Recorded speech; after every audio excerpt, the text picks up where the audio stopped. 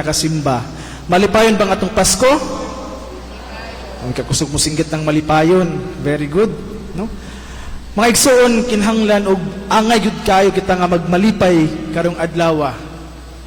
Tungod kay diha sa pagpakatawo sa atong Ginoong Hesus, diha sa anhi niya sa kalibutan, gipakita niya ang matuod nga kinaiya sa atong amahan, ang atong Dios. Ng atong Dios dili nagpabilin, diya niya gusto nga magpabilin siyang dili makita. Apan niani siya sa kalibutan aron pagpakita ng atong Ginoong Dios ang iyang pamaagi, usa ka konkreto nga pamaagi. Ug kana ang kinuuyokan sa rason nganong maglipay kitang tanan, nga diha kaniya nakita nato ug nahimugso sa kalibutan ang atong kaluwasan. Kalipay sa Kapaskuhan. Dili lang sa mga nadawat nato nga mga regalo, ug kitang mga Pinoy gani pagsulod pa sa Bermans, musilib na si Maritsan, kaya daw i-celebrate na nato ang Kapaskuhan. Ingana ta ka malipayon ug ingana ta ka mahandumon diha sa pagsaulog sa Kapaskuhan. Apan sayod usab kita sa maong kamatuoran nga sa matag ingon nato nga malipayong Pasko sa tanan, dili tanan malipayon ang Pasko. Sayod kita siguro di nato mabati ang gibati sa uban nga diha sa Kapaskuhan,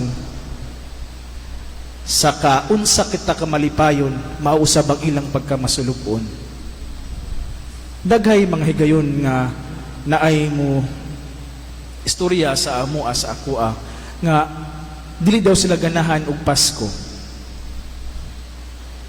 Kaysa matag Pasko, ilabi na sa matag misa diha sa 24 sa gabi o matag misa diha sa 25 sa adlaw, nga mag-uban ang pamilya.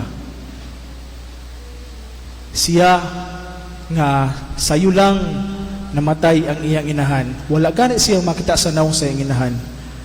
Kanunay iniyang handumon nga unta siya usab makasinati niya ning kasinatian nga mag-uban ang iyang pamilya. Ug sa pipila ka tuig iya kining giantos sa matag adlaw nga moabot ang Disyembre 25. Ang Disyembre na 25 nga isa ka malipayon nga adlaw sa tibuok kalibutan natong mga Kristiyano. Dili siya ganahan ni ining adlaw. Ngano kaha? Kung atong lantawon ang rason nganong naglipay kita karon, diha sa atong ikaduhang pagbasa, diha sa sulat sa taga-Hebreo, gipakita diha kang Hesus ang tiunay. Si Hesus ang tiunay nga kalidad kung unsa ang Ginoong Dios Amahan, nga sa una nagpakita ang Dios o nagistorya pinaagi sa mga propeta. Apan diha kang Hesus nakigistorya na mismo ang Ginoo sa konkretong pamaagi diha sa anak sa Dios. Kana ang dakong kalipay nga nasinati nga atong usab na dungog diha sa atong unang pagbasa, nga ang katawhan sa Dios nakita diha kang Kristo, nakita nato ang tibuok kalibutan nga nagmaya ug nalipay tungod kaniya. Ang 9 ka adlaw nga atong gibiliran nga mosoy tag buntag, mosayo ta pagmata sa buntag, nagpasabot ka na nga sama usab kani adto nga dugay kaayo sila nagpaabot nga moabot ang Mesiyas, ug at last mo sila niabot ra gyud ang manluluwas. Ug kana nga kasinatian maoy unta ato pamalandungan nga sa kanunay sa matag Disyembre 25, bisan pa man dili parihang atong kasinatian nga malipayon, ang pagkatao, ang pagkahimugso sa Ginoong Dios, kana maoy kinauyukan nga rason nganong mag-celebrar kita. Si Pope Francis nag-ingon nga the joy of Christmas does not come from sumptuous presents or lavish celebrations, but instead, it is the joy that overflows from the heart that has tangibly experienced the closeness of Jesus, the tenderness of God, who does not leave us alone, but stand with those who are alone.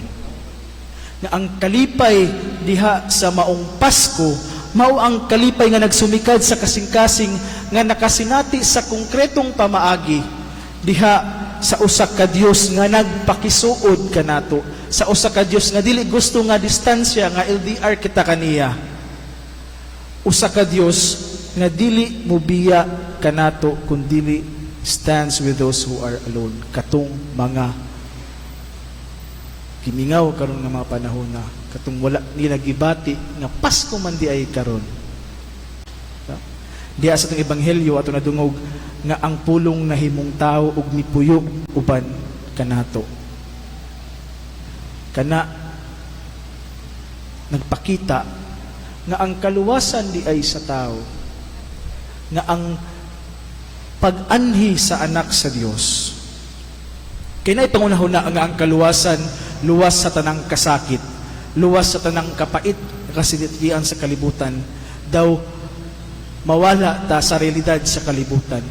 Ang gipakita nga kaluwasan diha sa atong Ginoong Hesus, mao nga bisan pa man luyo ni ining mga panghitabo, bisan pa man luyo ni ining mga realidad sa kalibutan, kagubot, injustisya, kagutom, ang Ginoong Diyos nagpakita nga ang kaluwasan diha nato masinati kung kita naay kasing-kasing nga mubati nga siya nag-uban kanunay kanato. Ug kining atong Ginoong Dios bisan pa man sa realidad sa atong kinabuhi, sa mga siya nagpakatao diha sa pasungan, kanunay nga andam ug gusto ug kanunay nga mupili nga mupuyo ni ining maong pasungan nga kalibutan. Ug kining pasungan usab unta karong Pasko ato kining isinati diha sa atong mga kaugalingong kasing-kasing, nga diha sa pasungan sa atong kasing-kasing ang atong Ginoong Dios kanunay gusto, kanunay mupili nga mupuyo diha ni anang maong pasungan, luyo sa kangit-ngit o kahugaw. Mga igsoon, ang kalipay unta nato karong Pasko nga madawat nato ang kinatak-ang regalo sa Dios alang kanato nga mao si Jesucristo. Ug kung kana ang atong madawat, kung kana ang atong masinati sa konkretong pamaagi, luyo sa mga kahigwaos, kamingaw, kadismaya, kasubanan, kanunay kitang moingon nga naa kanunay nag-uban kanako ang Ginoo, ang Ginoo nga Emmanuel. Ug moingon kita magmalipayon gihapon ko tungod kang Kristo. Hinaot paunta. Manindog kita karon